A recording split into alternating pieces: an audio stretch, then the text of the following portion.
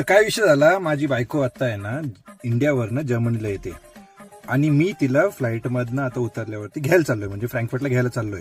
तर आता मला जेवढे पण मित्र बोलले ना की बायको येते तर काहीतरी असं घेऊन जा, तिला भारी वाटेल. खूप दिवसांनी येते ती, जवळपास 1 महिना आता ती तिकडे इंडियाला होती, मी इकडे होतो.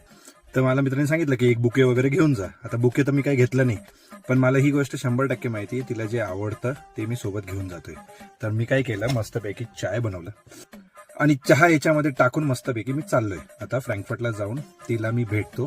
ती गाडीत बसल्यानंतर मी तिला सांगतो की मी हे आणलंय, बघू तिची रिएक्शन कशी असेल.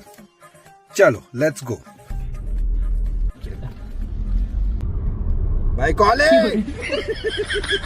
मी तुझ्यासाठी बुके घेणार होतो, पण मग नंतर आहे ना मला आठवलं की बुके विके आपल्याकडनं काही शक्य नाही. मला असं वाटलं नंतर की बुके विके कसं शाहरुख खान सारखं पिक्चर मध्ये दाखवत होता. मी तुझ्यासाठी चहा आणलाय, तेवढंच मी करू शकतो. तुला कसं वाटलं चहा आणल्यावरती, मी ते सांग मला. खूप भारी चहा सोडायचा होता मला. हे असं राहतं. म्हणून आहे ना बायकोसाठी कधी माणसाने काही करावं असं कधीच होत नाही की त्यांनी ऍक्सेप्ट करावं. बरं झालं चहा आणला, एवढं करून आणला, काही नाही. चला आता चहा पितो. थँक्यू. सरप्राईज होतं, तिला माहित नाही. पार्ट 1 तुला माहित नव्हतं ना.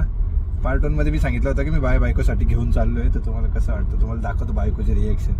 तर बायकोचं रिएक्शन आमच्या चहा सोडायचं आहे.